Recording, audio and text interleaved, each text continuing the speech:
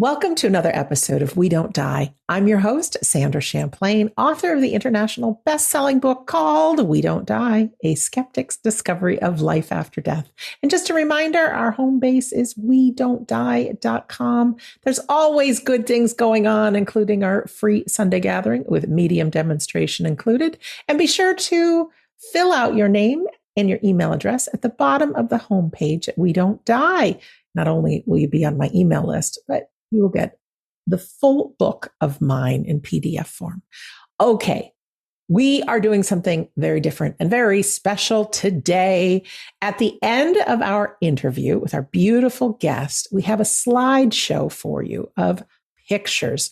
During this episode, you'll find out what those pictures are. So if you're somebody who is just listening on your favorite podcast, go to YouTube and just type in We Don't Die Radio, and you'll see my beautiful guest, Katrin McPhee, and myself, and some pictures of the afterlife. So let me introduce you to our guest. She is a fellow afterlife researcher like myself, and she has been on her own investigation for over 20 years and has many experiences of why she believes in the afterlife. I met her back in 2018 at the wonderful Banyan Retreat in the UK. And it's really nice to catch up with her today and then share what she's doing. I know in the past we've talked to Sonia Rinaldi, who captures images and voices of people in the afterlife. And Katrin has been doing her own kind of experiments, which we'll talk about today, and then you'll see some pictures at the end. Coming to us from Germany, Katrin McPhee, welcome to We Don't Die Radio. Welcome. Thank you so much, Sandra. It's such a pleasure to be here. It's such an honor. I'm really delighted. Yeah, it's so excited to see you after so many years. And thankfully, we have things like email that we can keep in touch. And I was thrilled when you sent me some of the photographs that you've taken. And I know you've been on your own journey to look for evidence of the afterlife. And I just thought that I'd like to catch up with you. And I know our listeners and viewers would like to know a little bit about you and what you've investigated. So if it's okay, we'll just have a conversation and you tell some stories, who you are, where you are, what had you get into this. And thanks, Sandra, for the introduction, because it can't be easy to introduce someone who is relatively unknown and who is doing all the work in her private, in the privacy, and who you can't find online or on social media anywhere. So thank you for having me, Sandra. You're welcome. Yes, I'm talking to you from Germany, and I hope you can understand my German accent. I've been living here in Germany with my wonderful husband for many years, and we have actually been renovating an old 200-year-old house here. And it's quite mystical on its own, really. And my beautiful daughter, she is currently living in Australia. So we are living here in the mid-north of Germany in a beautiful little village. And we've got the forest right behind us. So we've got a lot of wildlife actually crossing through our property. Deers and the occasional wild pig and a badger. I shouldn't tell my neighbors because they don't like having badgers in the area. And Sandra, I have a lot of birds here on my balcony. It's brilliant. It's absolutely wonderful. And so I became a bird watcher too. I feed them every day. But in all this time that we've been doing the renovations in this house, I found the time to do experiments, which is fabulous. Thanks to my wonderful husband, who's extremely patient and he's been great, very supportive. I had experiences of all sorts throughout my life. So many, it's just unbelievable. There's clairvoyance, clairaudience, clairsentience. I had them all. It's unbelievable, really. It started actually, the first one was probably in my early teens, only a few in my early teens. And the main one came then in the 20s, the 30s, and it continues until now. So I've always got... Sorry to interrupt. Sorry. What kind of things were happening to you? Tell us some stories. Lots of things. And the first one I remember was actually a very short, tiny out-of-body experience. And that was when I was a young teenager, and I was coming home from school, and I was feeling extremely tired, really, really exhausted. And I thought I just have to go and lay down on my bed, which I did. And I felt my heart beating really slowly. And suddenly it might sort of pop, and I was out of my body, and I was probably about half a meter above my body. And I saw myself laying there, horizontal, same position, got a bit of a fright, and bang, I was back in my body. But why this is important is because that was the first realization that there's more going on, that we are more than the physical body. So this was creating an awareness that there's much more going on.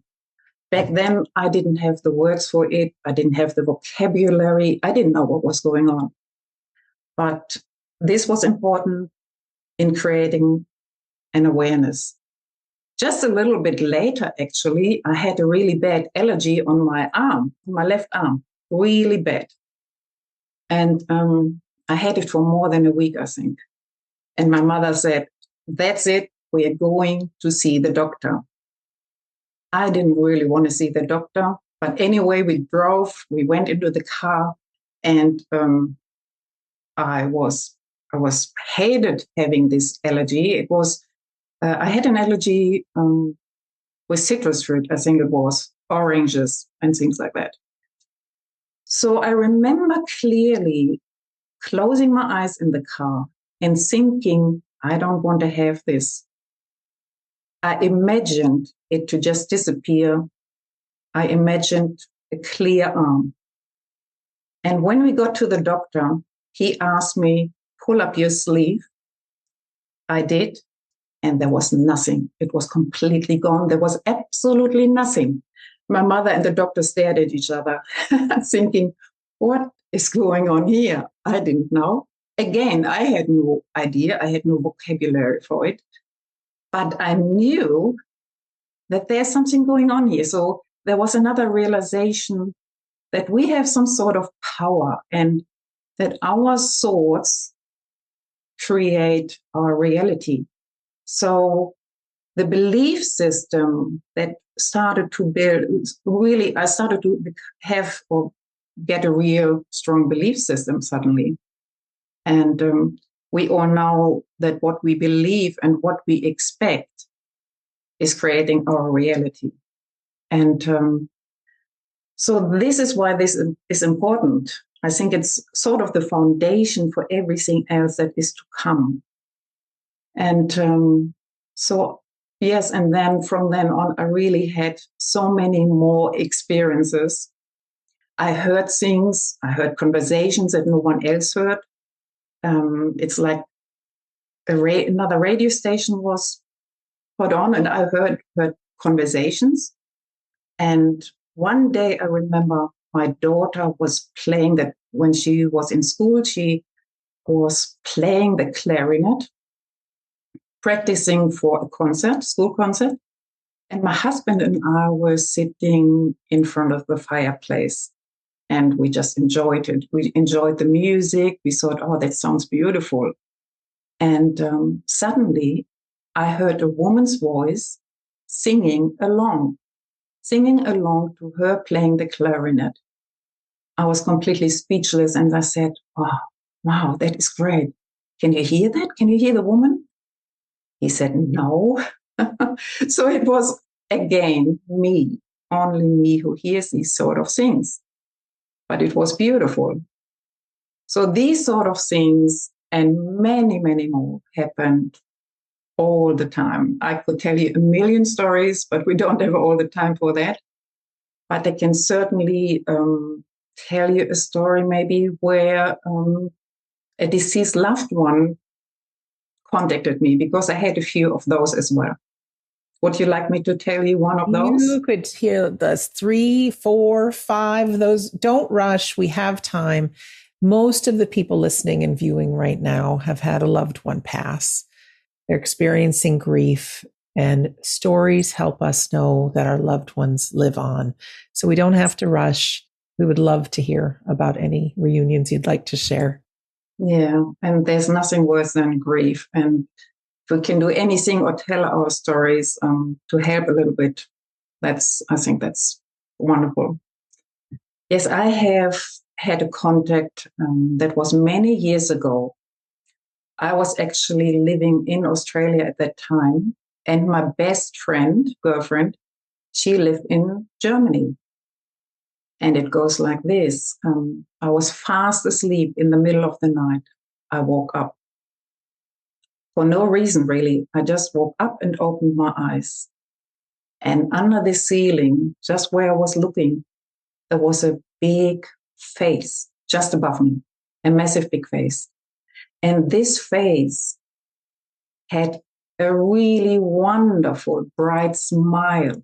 I never forgot it. Never forgot it. The other thing is, I could see this face clearer than I can see you right now, Sandra, or anyone else at any time. So it was nearly 3D-ish, and I could see every wrinkle in the face, and nearly also felt emotions. The other thing is, he made the victory sign, or peace sign, victory sign, next to his head with the fingers, and gave me the biggest smile and then disappeared. So that was it. The other special thing about this is I knew instantly who he was, even though I've never met this man before. I knew nothing about him, but I knew who he was. I must have seen a picture of him. But he was the father of my best friend in Germany. She never said anything about it. I knew nothing about him. I was completely surprised and thought, what on earth is he doing here? Why do I see him? So I decided the next day to write to her and tell her all about it. Because we had this relationship. We had lots of coffees together in the afternoon, and we talked about afterlife and experiences. They were mainly my experiences because she didn't have many, but she loved listening to them. So I decided to write to her. She immediately wrote back to me, and I was much more surprised about her reply, because she said in her mail, "Oh, thank God it worked." I was puzzled. I thought, what? She told her dying father in the hospital to go and see Katrin when you pass over and give her a sign so that I know you are okay. So the dying father has done exactly as she asked to do. So here I am in Australia. He is dying in Germany. We've never met. We don't know each other. But he found his way to me. So he gave me a sign for his daughter so that she knows he's okay. I was absolutely speechless. I thought this is so wonderful, really fantastic. And and it actually reminds me a little bit on what the physicist Nassim Haramein said, how entangled the whole universe is, how every part is entangled. That's his theory. It's all interconnected. And I think he said, if you tickle one part here, and the other one is at the end of the universe, the one part at the end of the universe is laughing simultaneously at the same time. So that's how entangled everything is. And I think you might be able to relate that to him appearing, so quickly. It's just a sort of way. So time and space is no obstacle whatsoever. he's just a sort away, you know. It's true. We see so many times, even on our Sunday gathering, people are doing medium demonstrations. One's in Australia, the other one's in America.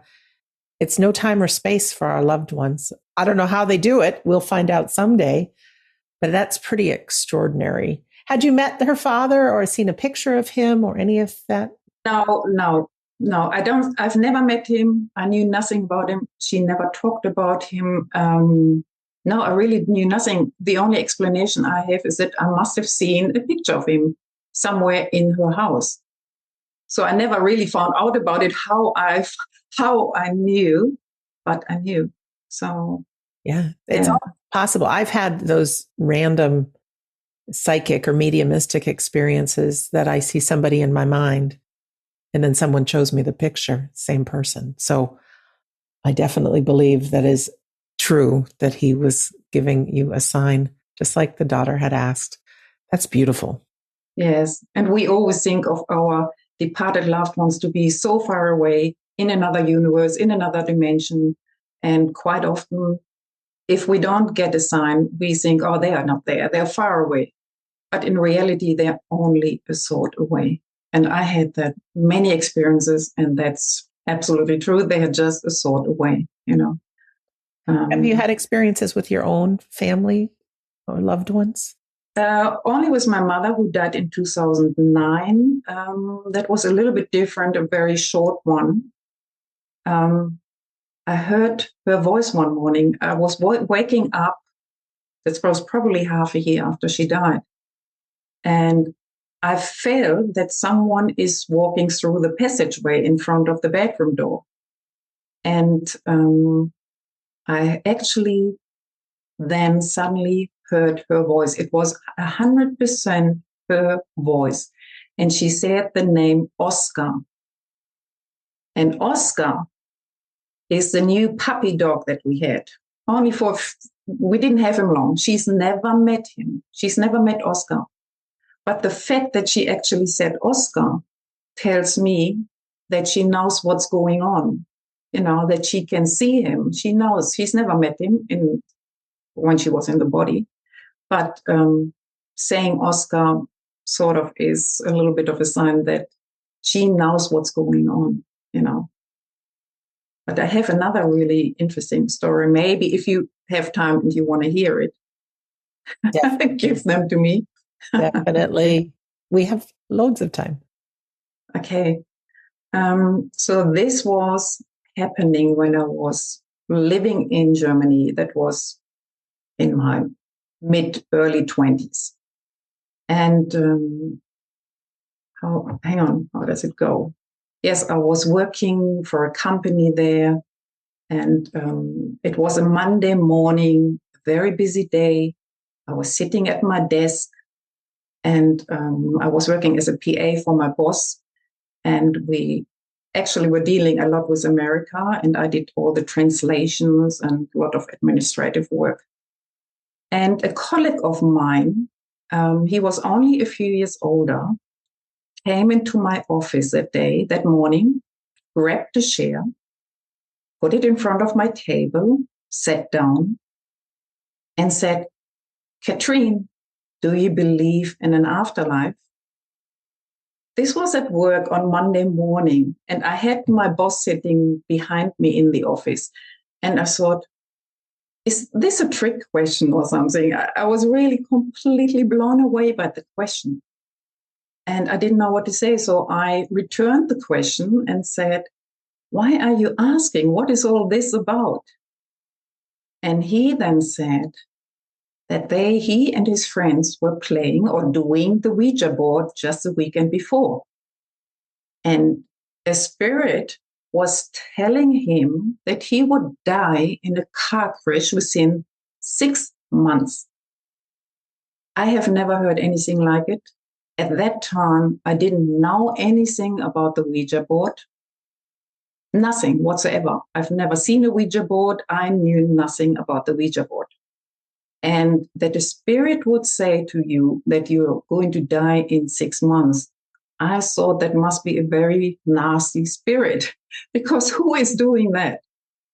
It would worry you to death every time you jump into the car and go somewhere. So I couldn't quite believe that. So I told him, no, I don't believe that. What else could I say? Well, he sort of grinned, got up from the chair, went to the door, and grinned again and turned around to me and said, well, if there is an afterlife, I will let you know. And he disappeared. A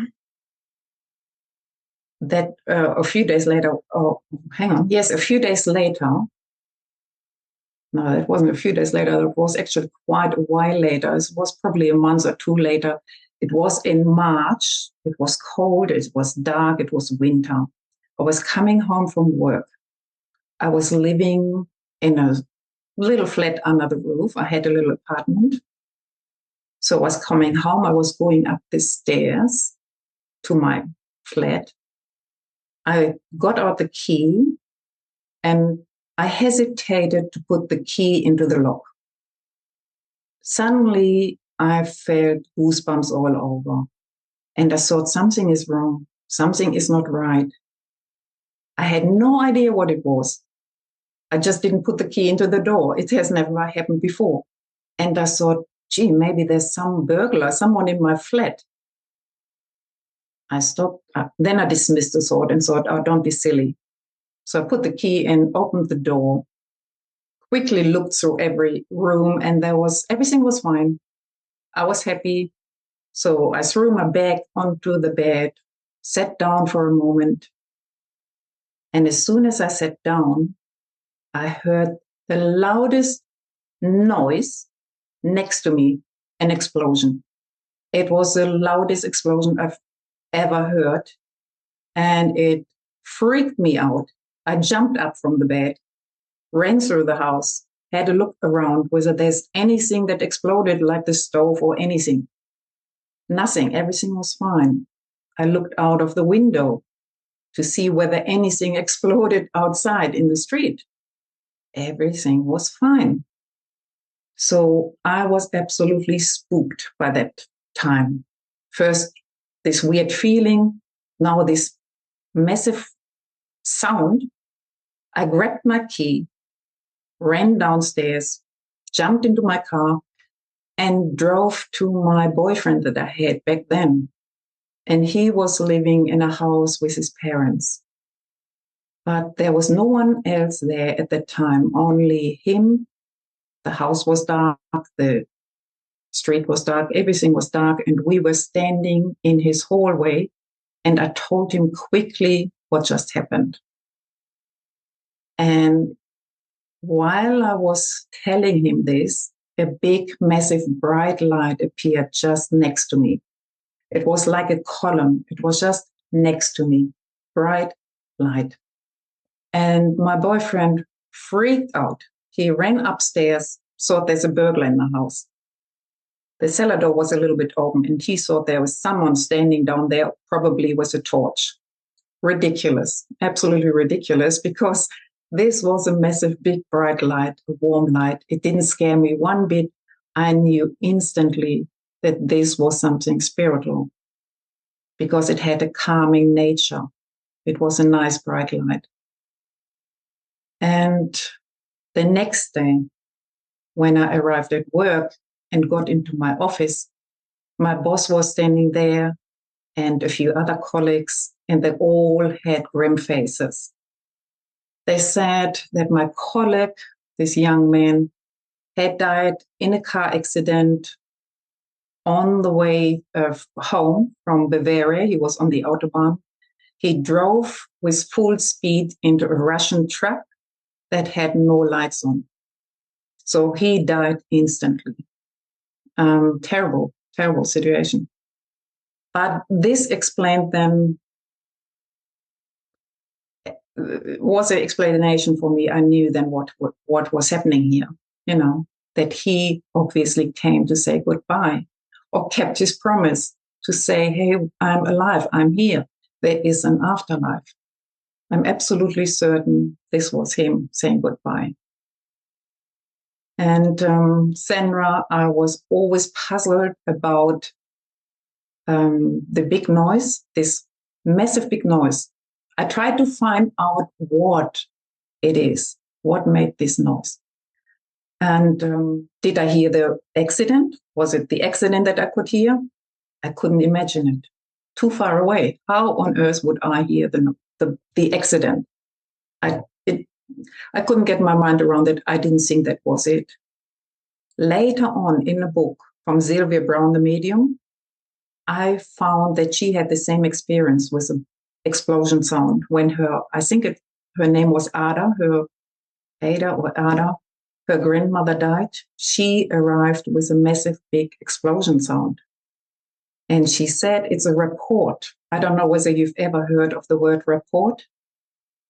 That's actually when a spirit comes from a higher dimension and pierces through into our lower dimension. So it sort of creates then the same shock wave in the atmosphere that any other object creates that goes faster than the speed of sound. Wow. So that was a proper logical explanation for me that was said a bit better than me hearing the accident. So I'm not sure. I don't know. Maybe one of your listeners knows what it was, but I don't know. No, I have not heard of that. I really haven't heard of that. So who knows? Pay attention to see. Apparently, it's very, it's not uncommon for this to happen. This was the only time she ever experienced it. And so I can pretty much confirm that as well, you know. So that was one big, one story. Yeah. So I have another one if you want. But yes, of course. Tell the other story. And I just think as these times go on, your heart always knew that there was something more, but it just seems like the little breadcrumbs that you're getting more and more evidence. And then eventually you start doing your own experiments. So yes, tell the next one, please. Yeah, there's another one actually. It's with our neighbor. We have a lovely, lovely older man who died recently. It's a neighbor. And the day he died, I actually did an experiment, one of the experiments, and he appeared in my experiment. Unfortunately, I can't show you that picture because of privacy reasons, because they acknowledged and said, yes, that's him, but they have to get their own mind around it. They're not ready for it yet. They've never occupied their mind with anything like this. This is all new to them, and they're a little bit in shock. But what happened is, so he who appeared in my experiment, but also he appeared that very night. There appeared a light in my bedroom. I was nearly going to sleep, and this light appeared in the bedroom. And my husband said the next morning that he felt someone touching his shoulder, just like this. And the name of our neighbor came straight into his mind. And you have to know, my husband never notices anything. He's at the other end of the spectrum. He doesn't know. You could put a pink elephant in front of him, and I had to say, did you see that? So sorry. I hope he doesn't mind me saying that. But was your neighbor sick? Was there any possibility that he was close to death and everybody was waiting for it, or was this just out of the blue? No, we knew that he was going to die. Actually, the day before he died, we visited him, and we visited him quite often. We saw him, and he didn't know about my experiments or anything, but he came into the experiments. But I want to go back to the hand on the shoulder thing. That was quite significant, because this was a wonderful sign from him, because my husband used to do that every time we went over there. He was sitting in a wheelchair, and every time we went over to see him, my husband was putting his hand on his shoulder and said everything will be all right every time. And now this spirit puts his hand on my sleeping husband's shoulder, and he noticed. So, I mean, this is a wonderful little story, I think. It's, yeah. It is. So there's... So let's talk about the experiments, because I have seen some of your pictures. And of course, for our listeners or viewers, at the end of the video, we have some pictures for you. How did you get into that? How did you start? What are you doing to get the pictures? What are you filming? Tell us a little bit about how you got into experimenting. Yes. I have to say first, I've had pictures on my digital little camera first. 20 years ago already, I had proof. And I had things like this happening to me already. And I had a tiny little digital camera. I still have it today. I call it my ghost camera because I've taken so many photos with it. And but the very first one that I took with that one kept me absolutely speechless. What I saw there, I was in awe. I was overjoyed. It was absolutely brilliant. What was it? It's a little bit of a story, maybe, if you want to hear it. I don't know. Have you got the time? Yeah. This was interesting too. Yeah. We came from Australia to Germany and visited our best friends back then. And they had a young daughter. And this girl asked us, would you like to come with me to the animal shelter? I show you the dog that I'm looking after. We are animal lovers. So we said, yes, of course, we would love to see that. So we went with her to this animal shelter that's in a forest. She showed us the dog that she's looking after there. And she said, if you like, we can go and have a little walk with him through the forest. I said, yeah, great, we can do that. Another lady came to us and said, oh, when you're going for a walk, can you just wait? You might want to take this little doggy here. He didn't have a walk today, so he would love a walk. And it was funny because this little dog, he was really tiny. And my husband is not so much for tiny dogs. He's for the bigger dogs. We always had Labradors. So seeing him now walking this tiny little dog on a leash was quite funny. I thought it was really funny. So we walked through the forest and it was dark and cold. And I thought, I just have to take a photo of him with a little dog because it's hilarious, So I said, stand there, stay there. I'll take a photo of you with a little dog. So he knelt down next to the little dog and I took a photo. I took 2 photos. Later on, when I was home in bed, I looked through my camera and I couldn't believe what I saw. I got a bit close up, went and enlarged the picture a little bit. And yes, I couldn't believe it.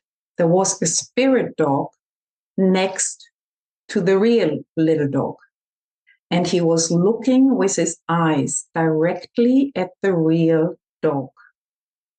And he was just a little bit above him, but he was so cute, so nice, and he looked directly at the real dog. And above all of them was a face of a man in the mist. There's it was all very mystical, really mystical and extraordinary. And there was sort of a line coming down from the man to the spirit dog. So they obviously came together, and the spirit dog seems to be watching over the real dog. So this real dog is sitting in an animal shelter, all alone, probably cold, all alone. But he's not really alone. There is the spirit dog, and he's probably always looking over him. And I created that story then in my mind. I thought, oh, he's here. He's always there. He's looking over him. He's not really alone. And I thought that was so wonderful, so beautiful. And that was on this digital picture. And there are lots of moments where I took a picture of something and that disappeared completely and something else was appearing. Once I took a photo of an old portrait of a man, probably from the 1600s, in a museum. And on my photo, He wasn't there. That whole picture wasn't there. There was something else. There was fog, like a misty sort of fog. And but in this fog, I suddenly noticed and saw a hand, an arm, and a hand. And this hand was touching the shoulder of an old woman who was sitting at the front. So, and when you looked, really tried and looked hard, you could see that there's a person that has its hand on the shoulder of an old woman. So that's what I actually took a photo of. But it was all sort of in a foggy, sort of misty sort of way. Incredible. So I just, sorry. No, that's incredible. I was thinking about some of the EVP work that I've done, and it said that the loved ones or the scientists, whoever, can take the recorded sound and rearrange it into words. So I think maybe with some of these photographs, somehow within the picture, they're able to put the people, the dog, all of that. I don't know. That's a speculation. But of course, that led you to wanting to do more experiments. Yes. I actually, years ago, I saw you. I stumbled across your show on the internet. And there I saw you and Sonia Rinaldi talking. And instantly I knew, there was like a knowing, this is what I have to do. I didn't just stumble across this because I didn't spend much time on anything like this, on internet, podcast. That wasn't my thing back then, but it definitely became my thing because I absolutely was surprised that there's something like that out there. And your own story was fascinating. I ordered your book. I read your book. I thought this is amazing. So I was so happy to have found you there. And of course, Sonia Rinaldi as well. And she became a good friend in all this time and the biggest supporter and communicates with me about pictures and encourages me. And I've actually done a bit of volunteer. I'm a patron of hers. And I've done a bit of volunteer work for her here, connected her with a few people like scientists here in Germany. I also translated an interview that she had with a Bavarian interviewer. And so we are constantly in touch and doing a few things for each other there. But yes, I was absolutely blown away by her work. I mean, I guess most of your listeners know Sonia Rinaldi and her work, which is outstanding. Yeah, I will put a link in the description for anyone who does not know her work to one of our previous interviews, so you can see some of the pictures that she gets, whether she films vapor or she films just static from projectors. And it's not vague pictures. These are very clear. And right now she's getting 3-dimensional images. They look 3D. If a person was old when they passed, they show themselves younger.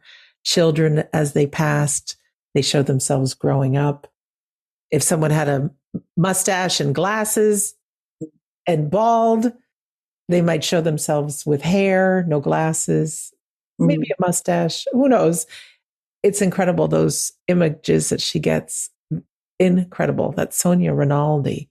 What was your first experiments, and what is it that you are taking a picture of? Because there's definitely faces that you see, but I don't know what you are taking photographs of.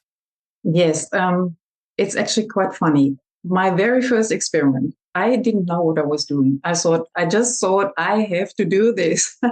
So I watched her, observed her, and I got a few very easy and cheap materials.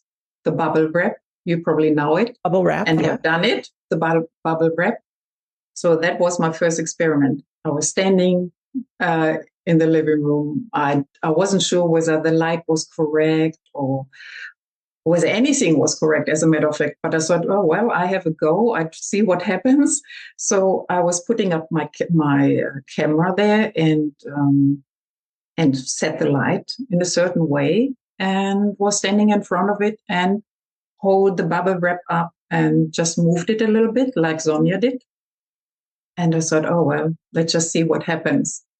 But while I was filming, I thought, I'm seeing something there in the camera. I thought, is that? No, can't be.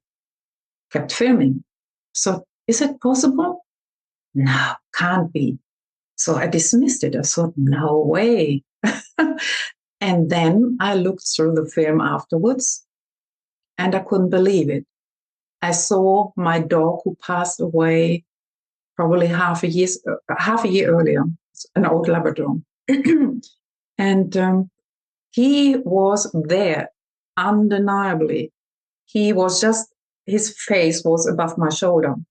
And it was his typical expression, the typical expression that an old dog has, and especially that he had.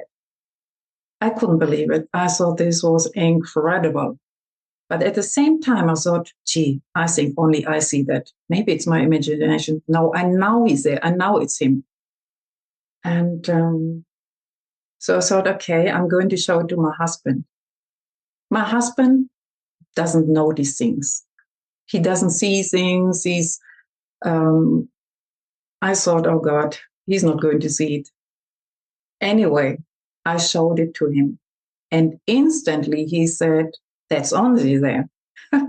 Onzi is the name of our old dog. So he saw him straight away. And that really got me going. I thought, if he turns up, I have to do this. I have to continue. I have to see what else comes.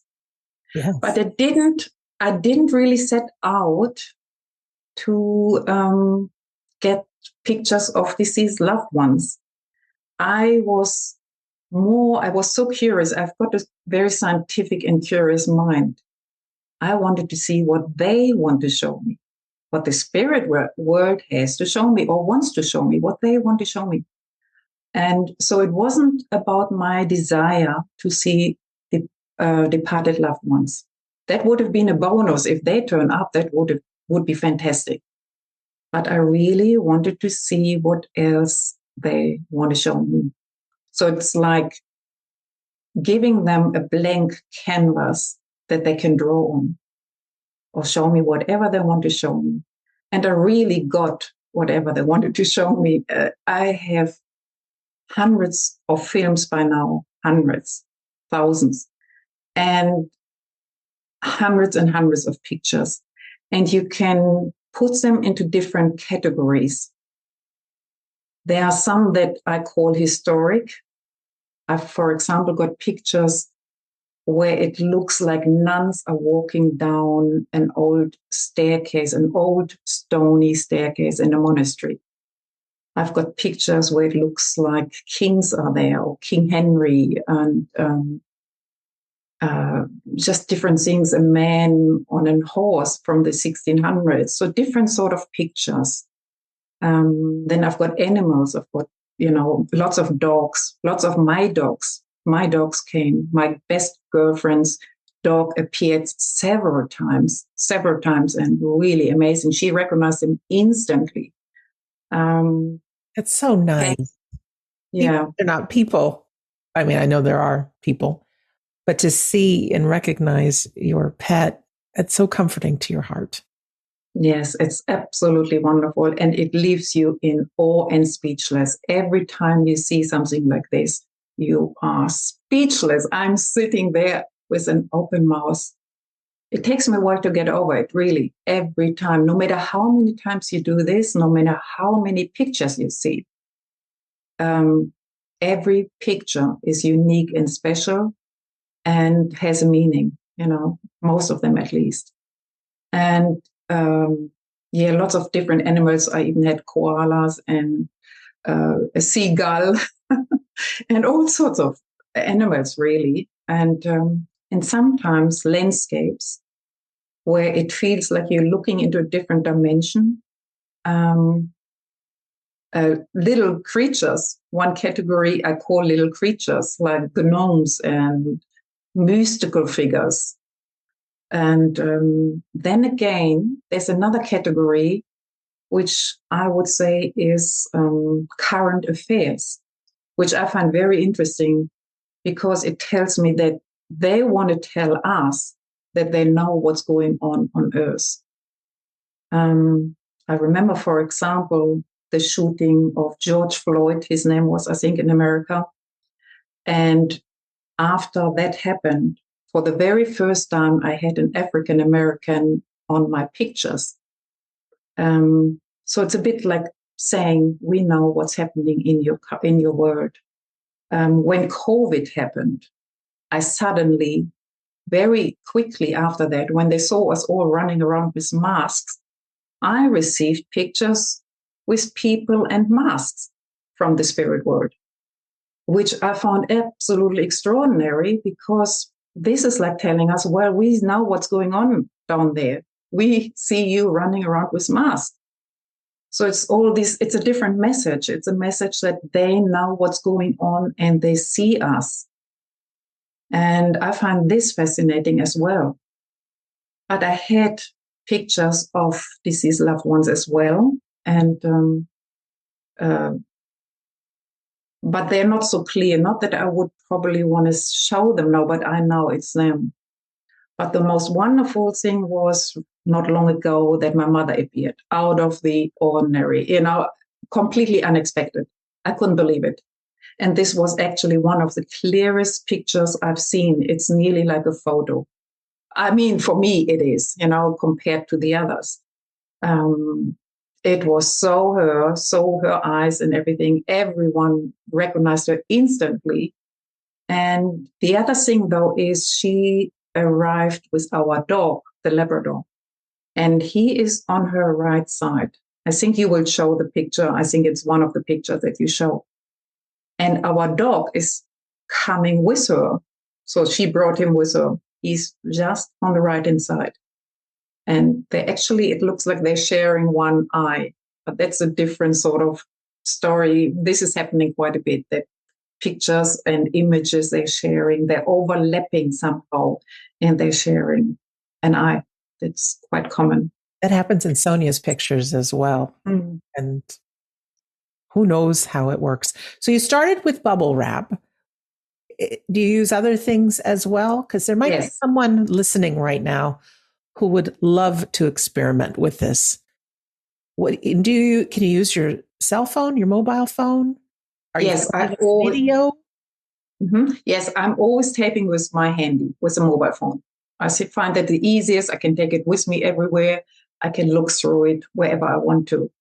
I find that very easy, and it's doing its job. But you can do it with a laptop as well, of course, or any sort of camera, I think. But I'm doing it with the phone, and you can use any sort of material that you like. The bubble wrap, any other, even wrapping paper, where you present wrapping paper.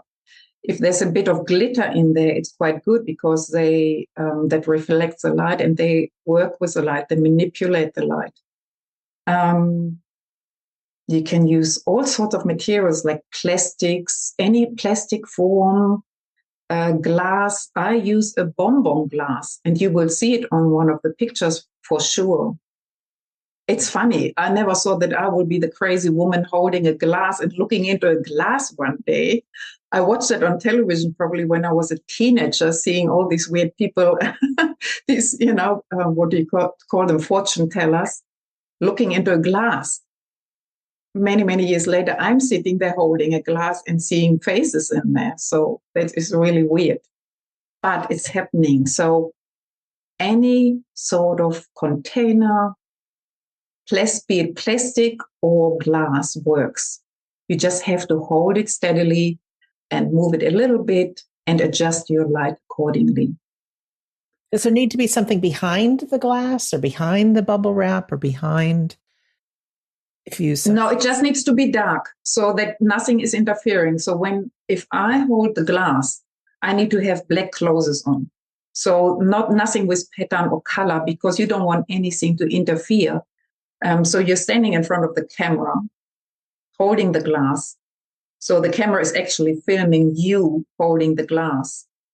And when you look at the film, you see the glass, and anything that, and you go through the film and you will definitely see different patterns of faces. And I get faces now all the time, many in one film, many hundreds.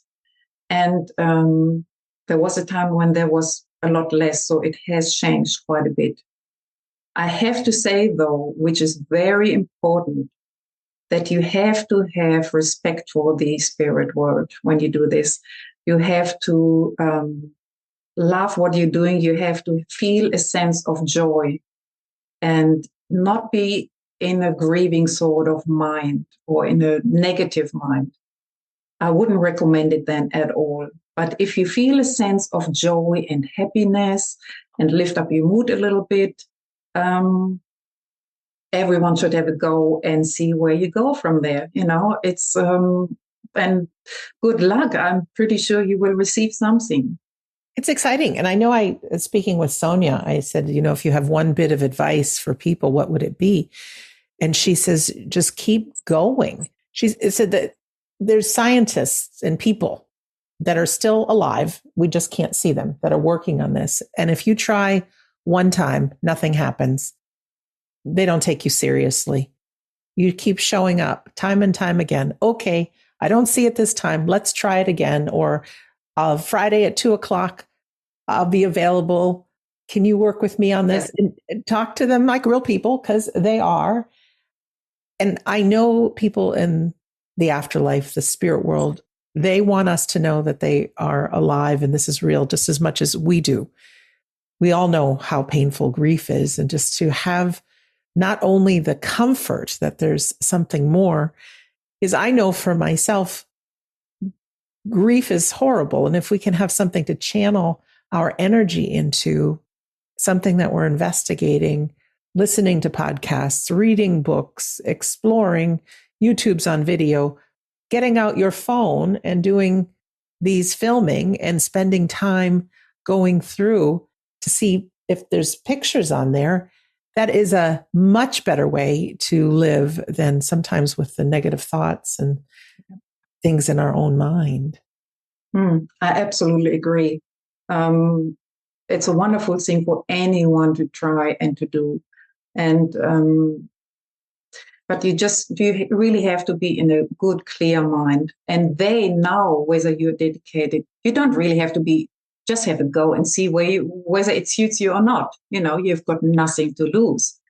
And you might actually find that is extremely enjoyable and you really want to see. You might get the same rush and the same sort of wonderful feel of happiness. I mean, it's a real joy to see a face. I mean, it's like a miracle. You see a face that hasn't been there before. It's a real face. Even though quite often they look like a bit like drawings. You will find that when you see my pictures at the end, they very often look like drawings. But some of them have real eyes and real big eyes. There's one picture where the steam is behind me. So you can do it with steam as well. That's the other. It works beautiful, the steam. And in this steam, there are these eyes that look like they have been drawn there. Like someone was drawing the eyes there. And I couldn't believe it. I thought, how does it happen? How does this work? Their faces. And it's amazing. And I'd like everyone to feel this joy and experience it. Because it's not limited to one person or to a few experimenters. It's for everyone. Everyone can try it. But I really recommend to be in a good state of mind. I have to say, I had one person once wanting to do it. He sort of nearly insisted, but I knew that he had wasn't quite stable. I didn't want to do it with him. That I didn't want to let him do it or show him how it works. But he insisted, and I thought, all right, okay, we do it together, one. And we did. And there was nothing, there was in the whole video, there was nothing in the glass. And I thought, he's not ready. They didn't want him to, they know that he's not ready. It's not good for him. So, but I'm absolutely certain that otherwise everyone will get something. But just don't expect your deceased uncle or auntie or whatever to appear immediately or instantly. It took me 5 years that my mother appeared. Look, she might have been there earlier because you miss things. When you go through the film, you are missing things. You can't possibly see everything. There's too much there. And it takes a trained eye to find them. And I think the more you do, the better you get at it. But it is exhausting and it's very, very time consuming. And that's why so many people give up. I've seen it myself, that people really give up. They don't do it anymore. Not that they don't like it. It's just too much work. They don't have the time for it. You could read a book in the time. You could watch television in the time. But what is Katrin doing? She's sitting there going through a film. My husband is sitting there reading a book or doing something else. And I'm sitting there going through my film again and again, Do you go through it on your phone? Are you going through, how do you do that part of it? Where you can get a system where you get frame by frame by frame on your computer. I go with my finger through the film on my phone. I find it easier, and I'm sort of trusting my intuition. I let myself being guided sort of through it. I really always trust my intuition. And I think I feel there is something here. I feel there's something. And there always is. There's too much. I really don't want to go frame by frame by frame because we know that 1 second of a film, I don't know how many frames it has. 32 or 64 or something. That's crazy. In 1 second. I know. And that is just too much. It's too much. Sonja does it. I'm sure she does. She does. I know. And she is absolutely amazing. I really admire her. She's so dedicated. What she's doing is incredible. I'm not quite that patient, I must say. I'm working. Picture, sorry to interrupt. When you get a picture and you see it on your phone, do you do a screenshot? Yes. You do? Okay. Exactly. That's what I do. That's why I need more storage space on my iPhone. Now I already purchased some, I have to say. But it works beautifully. You have to delete, you have to delete. You look through it, what resonates with you, some pictures really resonate with you and you really love them and they're really great. You can't keep everything because there is too much stuff where you might read something into it, where you think there's a face. Don't take those pictures. Only take those that convince you. But if someone else, that's another point I want to say. If someone else doesn't see what you see on a picture, don't think it's not there, because quite often everyone sees something else and not everyone agrees on it. It doesn't matter what anyone else says. What you think you see is important because it's for you. If you have been the experimenter, the creator sort of it, and they work with you, it's meant for you. So don't be discouraged or anything by someone else.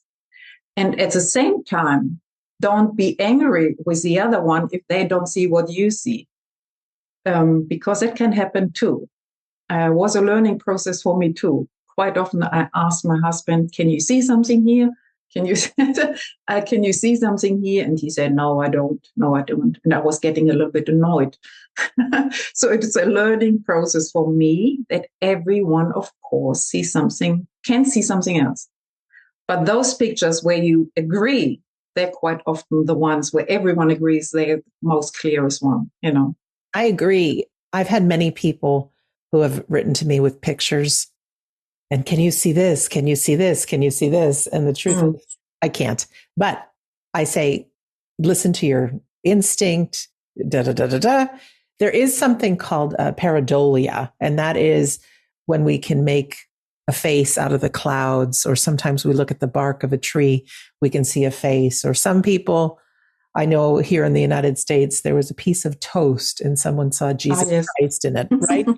So our mind is always looking to make things familiar, to make faces out of things. That's normal. So there are times that we may think we see someone there. Go with your instinct. But I think from the spirit world's point of view, and even seeing some of Sonia's work, when she started with the vapor, with the steam, the people, the faces, they looked rather like drawings or cartoons. Some had big eyes. And I thought, oh, this is strange. These don't look like people. But I think the spirit world was experimenting, because in just 6 months' time, all of a sudden, they look like people's relatives. The more time she's at it, 3-dimensional. There's one, our friend Lisa's daughter, she actually blinks in the image. And people have turned their heads. It's incredible. So keep up with it. Listen to your gut instinct. Don't let people turn you off, because everybody has an opinion. Listen to your heart. Listen to your heart. And if you're happy. I think that is extremely important, to trust your own instinct and don't be deterred by anyone else, what they say. There's actually a good example, because the dog of a good friend of mine died recently. And this woman had nothing to do with spirituality, doesn't look at pictures like this. She doesn't believe in anything. But after the dog died, she looked into the clouds and she saw the dog there. She thought, that looks like that dog. She took a photo of it. So most people would say, oh, well, it's in the clouds. It's nothing, it's nothing. And I think when you see something and when it goes straight into your heart and resonates with you, that's when it's meant to be for you. And you have to believe it. You have to trust your intuition. I've actually seen the picture then of the dog in the cloud, and I had to agree, it looks very much like that dog. So she was right. But even if someone said, no, it's not, and so many people do that, trust your own instinct. And if it goes and resonates with you, it's for you. It doesn't have anything to do with the other people. It's with you. And especially if it makes you feel better and helps you with your grief, then it's a win-win. It's definitely was meant for you. And we know that the spirit world can manipulate clouds and rainbows, and so many things happen. There's one gentleman that I know, and he showed me this picture. This man had died, and they called him the human exclamation point, because he was always so excited. He was the human exclamation point. That's his nickname. At his service, I believe they all went down to the beach. There was not a cloud in the sky, and a single cloud forms, and it's the exclamation point. Oh my God. Oh my God. This happens. It's incredible. How? Give me goosebumps just because I've seen that. Yes. It's crazy. That is amazing.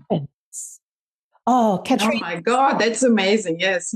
Is there anything else you want to share with us before we say goodbye? Yet to our viewers, if you stay tuned after we say goodbye, we have a little slideshow presented of some of Katrin's work. Yes, but with a slideshow, you really have to pay. It takes a while to sometimes see.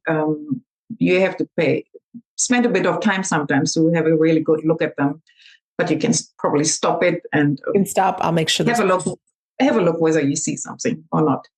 Now, I just like everyone to have a go at it if you like. And good luck, of course. And but generally speaking, I'd like everyone to have positive thoughts and loving thoughts and just send them out every day so that we have a better world. Thank you, my friend, for being our guest today. Thank you for having me, Sandra. It was such a pleasure. Oh, it was wonderful. And I love the instructions.